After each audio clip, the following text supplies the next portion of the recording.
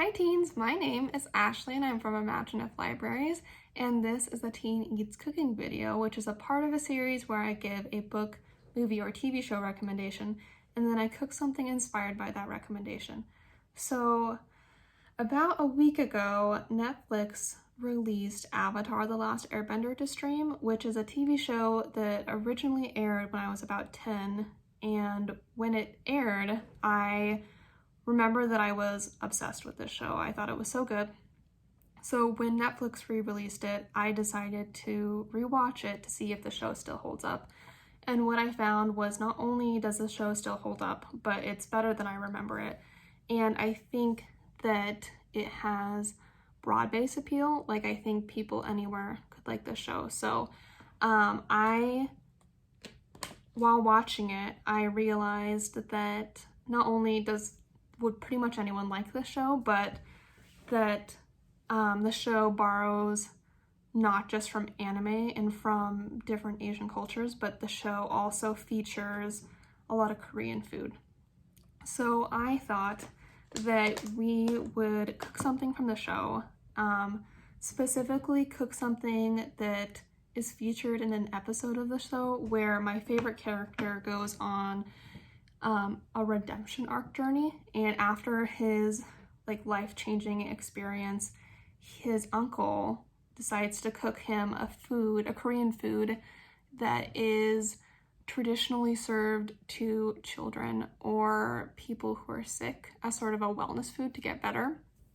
The food is called juk, and Uncle Iroh, the character that prepares the food, serves it to Zuko, the character who's gone through a life-changing character arc, eats it because Zuko doesn't feel very well. So I'm going to show you how to make juk, which is a rice porridge.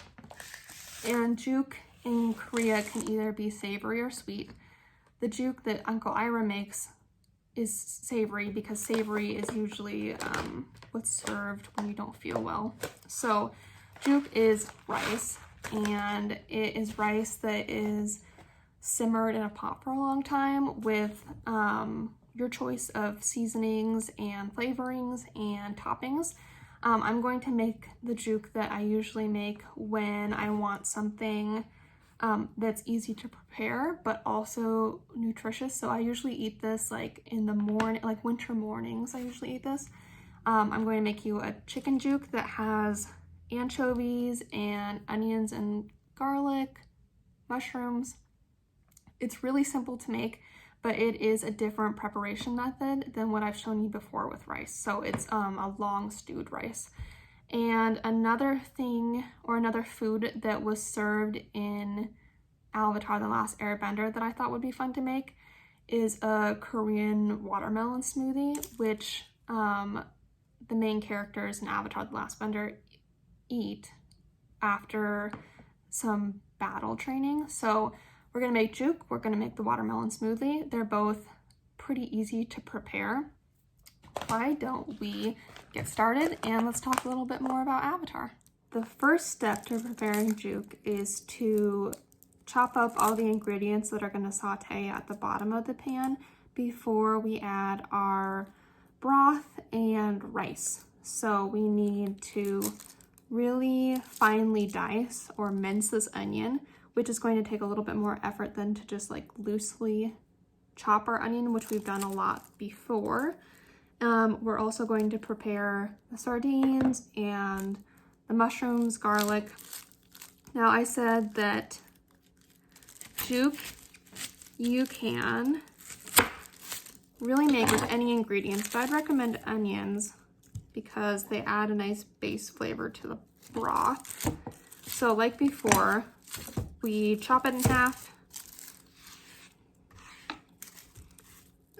chop the stem off, let's peel our onion back, get the skin off of it.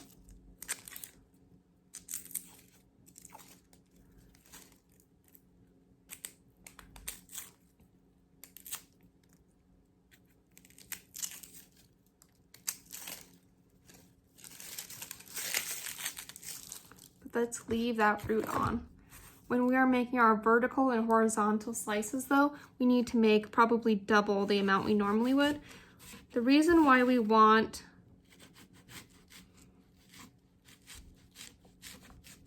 this pretty thinly diced or finely diced is because we really want this onion to melt into our juke. We don't want big pieces. I have even put all these ingredients in a food processor before, so you could do that as well if you have a food processor. While I'm dicing this, the reason I think that Avatar: The Last Airbender would really appeal to pretty much anyone is, like I said, all the characters are really well developed, the world building is creative, but I also think I cannot overstate how heartwarming the show is. It is so detailed in how it goes through character development, in how the characters respond to the stresses of the story. There's also a lot of like adventure and romance, comedy. So Avatar: The Last Airbender is essentially about a kid named Aang who can control 4 elements of the world he lives in. And Aang and his friends travel the world to try to master these elements so that Aang can fight his great enemy who's trying to take over the world, which is the Fire Nation ruler. Along the way, he makes more friends, he learns more about the elements and who he is and what his duty is to the world. So I would highly recommend Avatar: The Last Airbender. So I've cooked my onions to translucent. I'm going to add my mushrooms and garlic, maybe a little soy sauce. I added the onions into a hot pan with a couple teaspoons of neutral oil. I used avocado oil. You don't want to add your mushrooms too early to this process, otherwise they'll just get rubbery.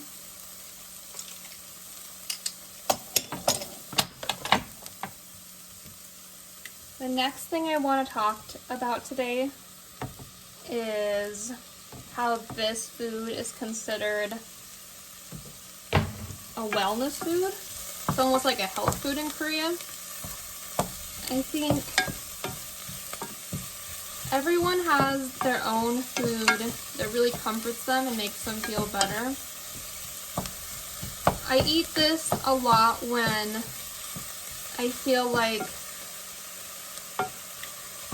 my body or maybe just the circumstances of my life feel kind of stressful, and cooking like this gives me some sort of control. I think whatever our relationship with food may be, control over what we eat is probably not always possible.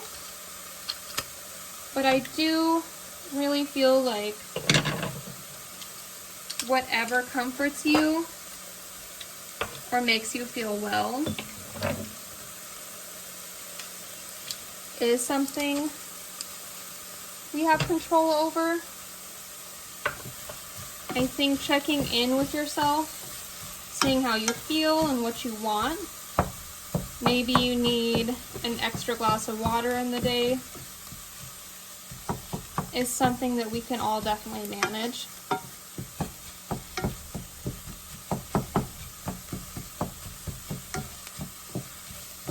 Next, I'm going to add my anchovies. I'm going to add them whole.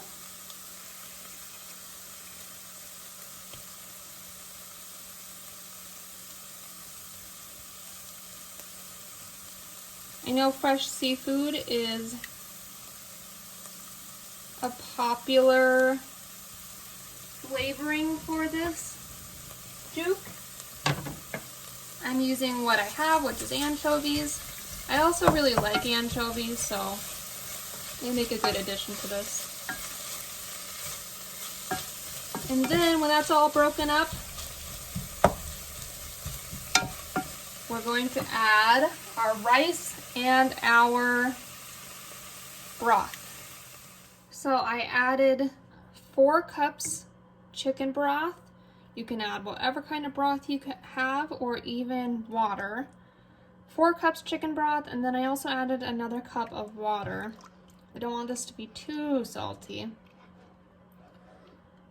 I also added a cup of rice. I am going to bring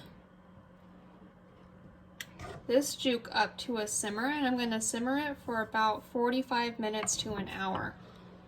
You can do it in less time, but this heat is going to be really low for this, and it's going to go for a long time. I feel like the longer we cook and observe our juke, the better it's going to be. I've even made this in crock pots before. It's super simple. All it is that initial prep work, and then simmering rice in stock or broth or water for a long time. So I'm going to keep an eye on this for about an hour. I want most of that water to be absorbed.